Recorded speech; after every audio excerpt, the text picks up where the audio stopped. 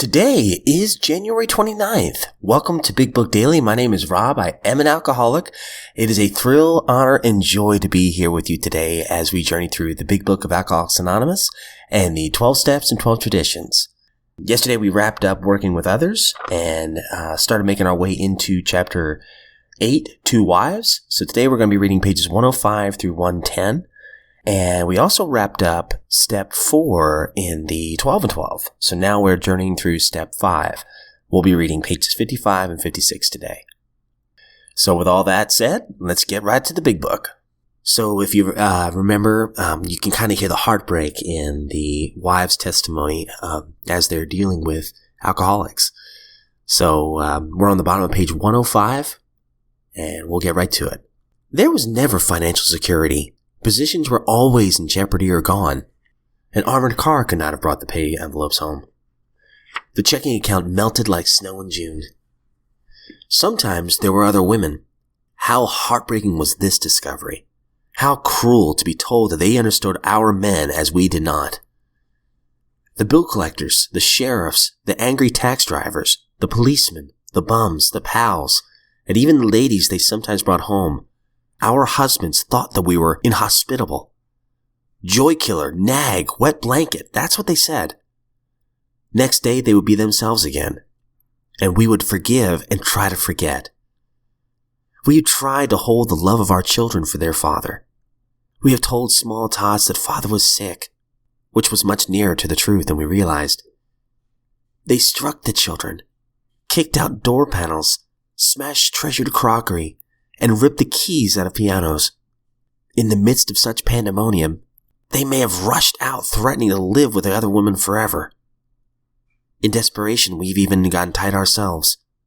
The drunk to end all drunks. The unexpected result was that our husbands seemed to like it. Perhaps at this point, we got a divorce and took the children home to father and mother. Then we were severely criticized by our husband's parents for desertion.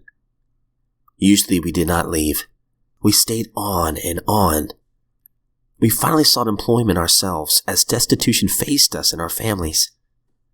We began to ask medical advice as the sprees got closer together. The alarming physical and mental symptoms, the deepening pall of remorse, depression, and inferiority that settled down on our loved ones. These things terrified and distracted us. As animals on a treadmill, we have patiently and wearily climbed, falling back into exhaustion after each futile effort to reach solid ground. Most of us have entered the final stage with its commitment to health resorts, sanitariums, hospitals, and jails. Sometimes there were screaming delirium and insanity, and death was often near. Under these conditions, we naturally made mistakes. Some of them rose out of ignorance of alcoholism. Sometimes we sensed dimly that we were dealing with sick men. Had we fully understood the nature of the alcohol illness, we might have behaved differently. How could men who love their wives and children be so unthinking, so callous, so cruel? There could be no love in such persons, we thought. And just as we were being convinced to their heartlessness, they would surprise us with fresh resolves and new attentions. For a while, they would be their old sweet selves, only to dash the new structure of affection to pieces once more. Ask why they commenced to drink again? They would reply of some silly excuse, or none. It was so baffling, so heartbreaking. Could we have been so mistaken in the men that we had married? When drinking, they were strangers. Sometimes they were so inaccessible that it seemed as though a great wall had been built around them. And even if they did not love their families, how could they be so blind about themselves? What had become of their judgment, their common sense, their willpower? Why could they not see that the drink meant ruin to them? Why was it, when these dangers were pointed out and they agreed, that they got drunk again immediately? These are some of the questions which race through the mind of every woman who has had an alcoholic husband. We hope this book has answered some of them. Perhaps your husband has been lying in that strange world of alcoholism where everything is distorted and exaggerated. You can see that he really does love you with his better self. Of course, there is such a thing as incompatibility. But in nearly every instance, the alcoholic only seems to be unloving and inconsiderate. It is usually because he is warped and sickened that he says and does these appalling things. Today, most of our men are better husbands and fathers than ever before. Try not to condemn your alcoholic husband, no matter what he says or does. He is just another very sick, unreasonable person. Treat him when you can, as though he had pneumonia. When he angers you, remember that he is very ill. There is an important exception to the foregoing. We realize that some men are thoroughly bad-intentioned, that no amount of patience will make any difference. An alcoholic of this temperament may be quick to use this chapter as a club over your head. Don't let him get away with it. If you're positive that he is one of this type, you may feel that you better leave. Is it right to let him ruin your life and the lives of your children? Especially when he has before him a way to stop his drinking and abuse if he really wants to pay the price. The problem with which you struggle usually falls within one of four categories. 1. Your husband may be only a heavy drinker. His drinking may be constant, or it may be heavy only on certain occasions. Perhaps he spends too much money for liquor. It may be slowing him up mentally and physically, but he doesn't see it. Sometimes he's a source of embarrassment to you and his friends. He's positive he can handle his liquor, that it does him no harm, that drinking is necessary in his business. He would probably be insulted if he were called an alcoholic. This world is full of people like him. Some will moderate or stop altogether, and some will not. Of those who keep on, a good number will become true alcoholics after a while. 2. Your husband is showing lack of control, for he's unable to stay on the water wagon even when he wants to. He often gets entirely out of hand when he's drinking. He admits that this is true, but is positive that he will do better. He's begun to try, with or without your cooperation, various means of moderating or staying dry. Maybe he's beginning to lose his friends. His business may suffer somewhat. He's worried at times and becoming aware that he cannot drink like other people. He sometimes drinks in the morning and through the day also to hold his nervousness in check. He's remorseful after serious drinking bouts and tells you that he wants to stop. But when he gets over the spree, he begins to think once more how he can drink moderately next time. We think this person is in danger. These are the earmarks of a real alcoholic. Perhaps he can still tend to business fairly well. He has by no means ruined everything. As we say among ourselves, he wants to stop. 3. This husband has gone much further than husband number 2.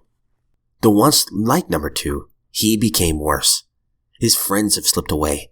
His home is a near wreck and he cannot hold a position. Maybe the doctor had been called in and the weary round of sanitariums and hospitals has begun. He admits he cannot drink like other people, but does not see why. He clings to the notion that he will yet find a way to do so. He may come to the point where he desperately wants to stop but cannot. His case presents additional questions which we shall try to answer for you. You can be quite hopeful of a situation like this. 4.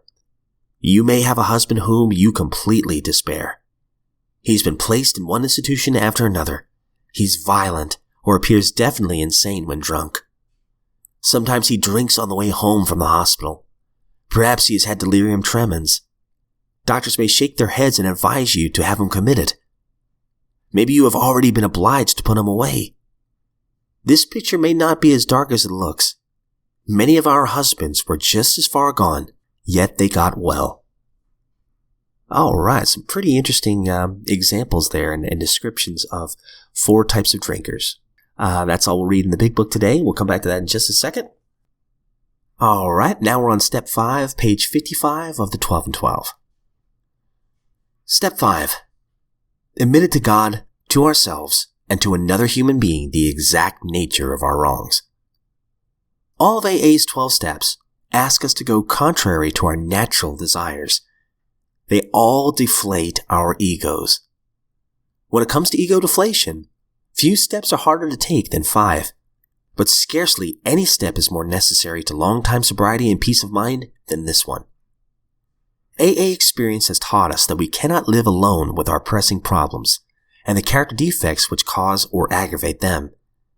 If we have swept the searchlight of step 4 back and forth over our careers and has revealed in stark relief those experiences we rather not remember, if we have come to know how wrong thinking and action have hurt us and others, then we need to quit living by ourselves with those tormenting ghosts of yesterday as it gets more urgent than ever. We have to talk to somebody about them. So intense, though, is our fear and reluctance to do this that many AAs at first try to bypass step 5. We search for an easier way, which usually consists of general and fairly painless admission that when drinking we were sometimes bad actors.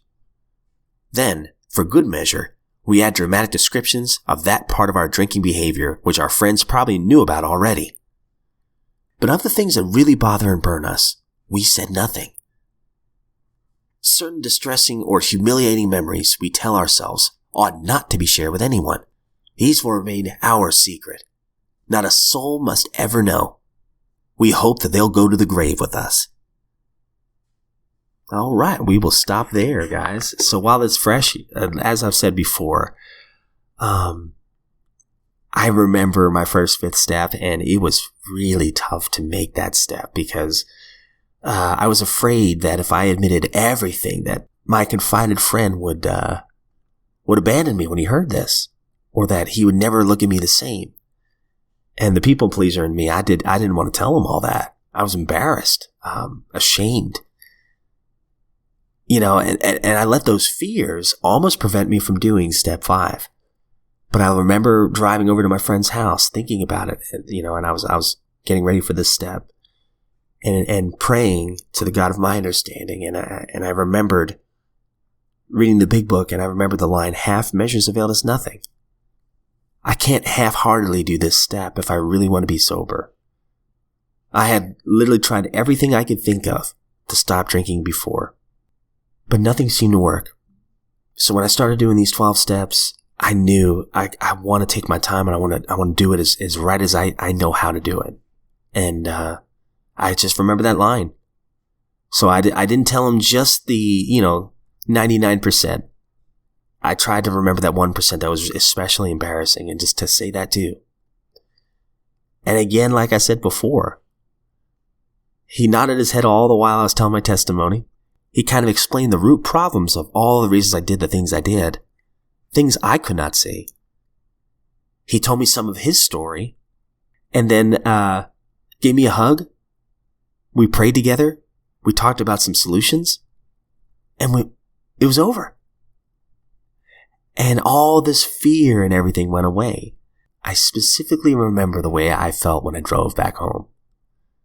I started thinking, holy cow, this program's working for me. I feel free for the first time, and I remember thinking, I can look the world in the eye.